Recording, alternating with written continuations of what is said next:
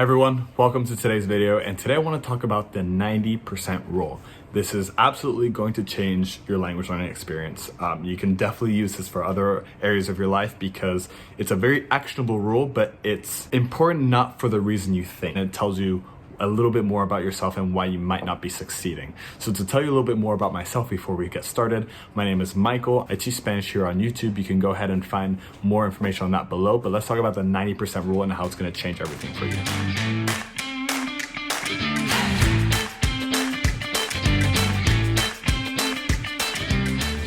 So straight to it, the 90% rule is, if you have, for example, in Spanish, there's a lot of tenses, a lot of rules. If there's one rule that will get you 9 out of 10 times right, use it and move on. That is the 90% rule. Do not get fixated on that last 10%. Why? And this is the important part. Because it's your ego that wants you to get that last one right. Objectively, you should be so happy about getting 9 out of 10 right. You should be like, this is amazing, I'm moving on. But so many people get, and it doesn't have to be 9 out of 10. It can be 8 out of 10, 7 out of 10, whatever. 7 out of 10 grammatically is still awesome. For one rule that'll get you right 7 out of 10 times, that's amazing. But because of our ego, we don't want to be right, we won't let ourselves go and move forward. So let me give you an example for the imperfect in Spanish, the past tense. The one rule for the past tense in the imperfect, it was happening. It didn't start and finish in the past, it was happening. Why?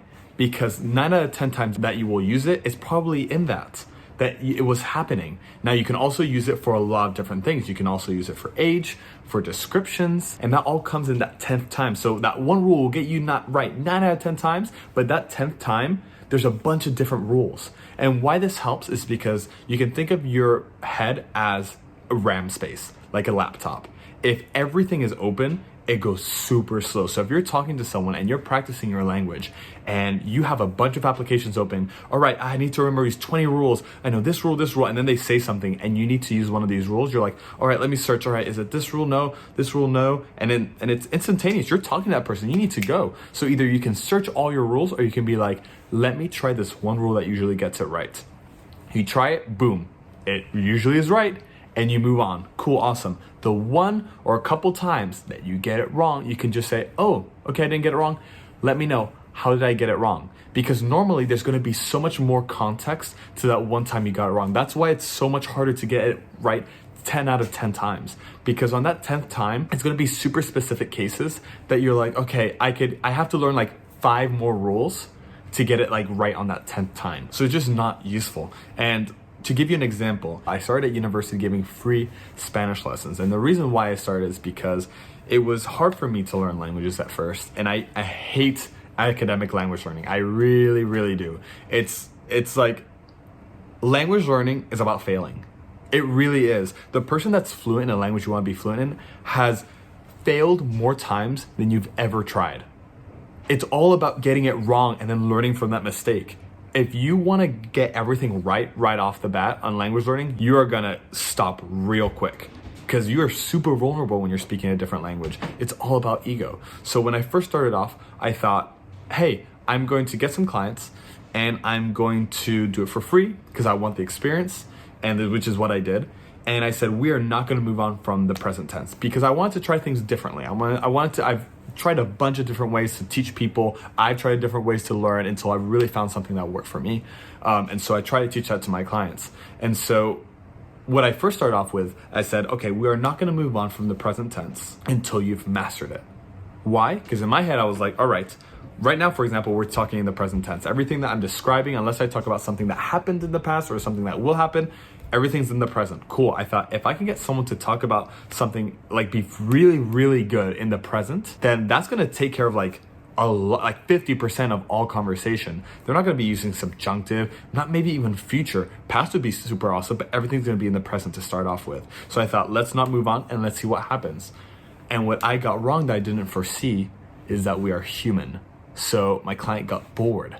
It's like, they were like, yes, I'm not perfect at present tense, but I need to move on. I want to talk about what happened yesterday. I want to talk about what will happen in the future. I'm so bored of the present. And so that's super important. As learners, we have to realize we are human and that we get bored. And if we just stay with the same things, trying to be perfectionists because of our fragile ego, because we don't want to be wrong, we're not going to move forward. And this is all about moving forward, like having a business. If you are a business owner or you're starting a business and you worry about every single little detail, you don't have a business.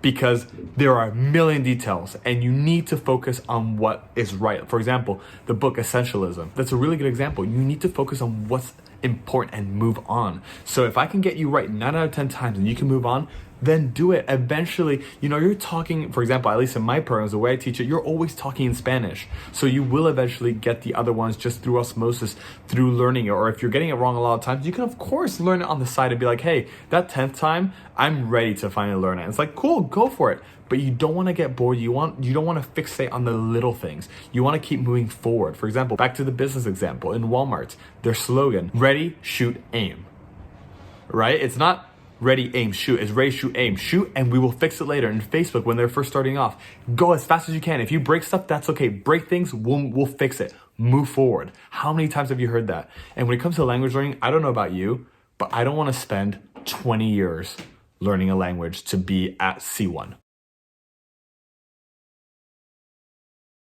Dude, I want to get over with 1-2 years, depending on how far that language is from my home language. So like if it's Japanese, then good luck in 1 year, right? But to get to like 80% fluency or 90 in like a year or two, that's awesome. Because we already know that there's diminishing returns. We already know that as you get better, it's going to be harder and harder, and it's going to take more time out of you. So, those first beginning months, really enjoy it, squeeze everything you can out of it, and move forward. Hopefully this helped. If you're more interested in tips, go ahead and subscribe and hit the bell notification. I'm also very active on Instagram. You can find me the link below. If you want private tutoring sessions, you can go to www.strangelanguageacquisition.com and you can sign up for a private tutor session there. You can sign up for a free Spanish assessment call where I can tell you how you're doing in your Spanish, if you need to improve anything. And I also have weekly lessons available at my membership site. At the moment, I'm still choosing between Patreon and maybe my Squarespace website. I don't know, but they're going to be super value-packed Q&As every single week. If you're like, hey, right now I'm not ready for private tutoring, but I would like to dip my feet in for like an affordable price, then we can do that. Until next time, keep learning, and I'll see you.